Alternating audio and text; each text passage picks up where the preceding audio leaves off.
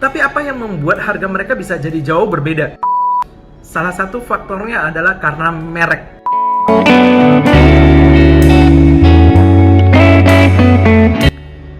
Halo semuanya, jumpa lagi dengan saya Freddy. Di video singkat ini, sekali lagi saya ingin sharingkan tentang impor lagi. Nah, bagi Anda yang belum subscribe channel YouTube saya, belum follow Instagram saya, belum follow Facebook saya, belum follow TikTok saya, segera follow, ya kan? Supaya Anda bisa terus mendapatkan informasi sharingan dari saya, dan supaya saya juga terus semangat untuk sharing kepada Anda, ya. Jadi ingat subscribe, ingat follow, oke? Di video kali ini saya akan membahas tentang keuntungan barang impor. Nah, saya sering ditanya, Mas, impor itu bisa untungnya berapa persen sih? Gitu ya, sering saya ditanya.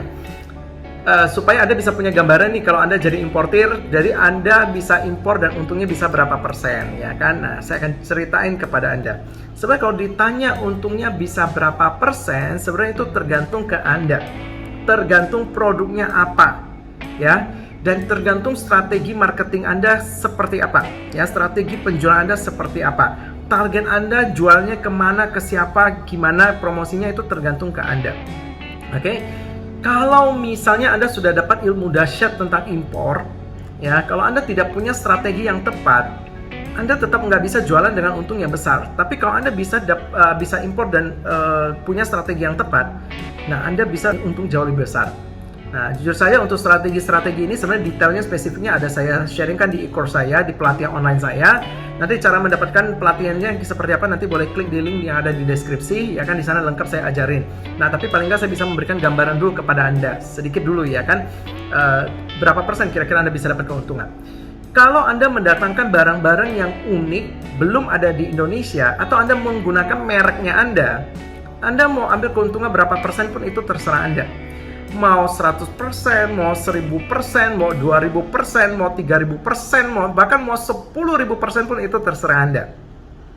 Emang bisa begitu? Yes, sangat amat bisa, ya kan? Mohon maaf, kalau jadi reseller kan paling untungnya cuma 10, 20, paling 30%, ya kan? Tapi kalau barang impor kita, apalagi kalau belum ada di Indonesia, Anda kan tidak punya pesaing sama sekali. Orang tidak bisa, pembeli tidak bisa mengatakan produk Anda mahal atau murah, karena kan tidak ada pembanding. Karena ingat ya, kalau mengatakan sesuatu mahal atau murah, itu kan harus ada pembanding. Dan pembanding itu kan harus apple to apple. Tidak bisa apple to jeruk meskipun sama-sama buah, ya kan? Nah, oleh karena itu harus ada pembanding.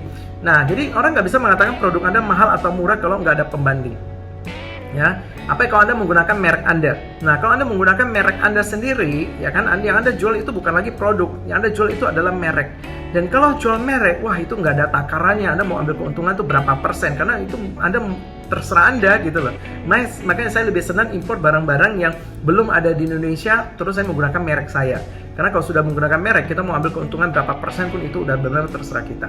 Ini contoh misalnya kita impor barang A, harganya Rp40.000, modalnya Rp40.000 misalnya. Tapi karena menggunakan merek kita mau jual 1,5 juta kayak, mau jual 2 juta kayak, itu kan terserah kita.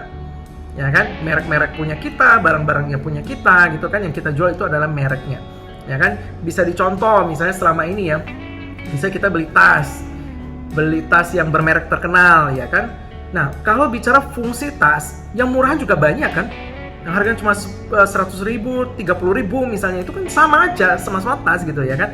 Tapi apa yang membuat harga mereka bisa jadi jauh berbeda? Salah satu faktornya adalah karena merek, ya kan, karena merek. Jadi kalau karena mereknya terkenal, otomatis harga yang mereka jual itu pasti mahal, karena target marketnya itu sudah pasti untuk menengah ke atas. Makanya mereka untungnya wah bisa gede, bisa nggak, bisa banget gitu loh. Nah, termasuk Anda.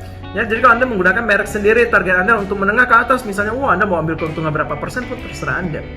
Ya kan, nah, inilah salah satu faktor kenapa impor itu untungnya besar. Oke, dan saya sangat rekomendasi daripada kita hanya menjadi reseller, penonton atau konsumen aja, mending kita impor sendiri, terutama menggunakan merek Anda. Dan peluang impor masih sangat membesar. Silakan subscribe channel YouTube, follow Instagram, TikTok saya, Facebook saya, supaya Anda terus mendapatkan informasi dari saya, karena saya akan sharingkan nanti. Anda bisa lihat gambaran potensi impor itu seperti apa. Dan kalau ingin lebih lengkap dan prakteknya lagi, lebih bagus lagi kalau Anda bisa mengikuti e-course saya. Oke, karena di e-course itu kita akan langsung praktek untuk impor. Oke? Sekian dulu dari saya, terima kasih, semoga bermanfaat. Sampai jumpa di video saya yang berikutnya.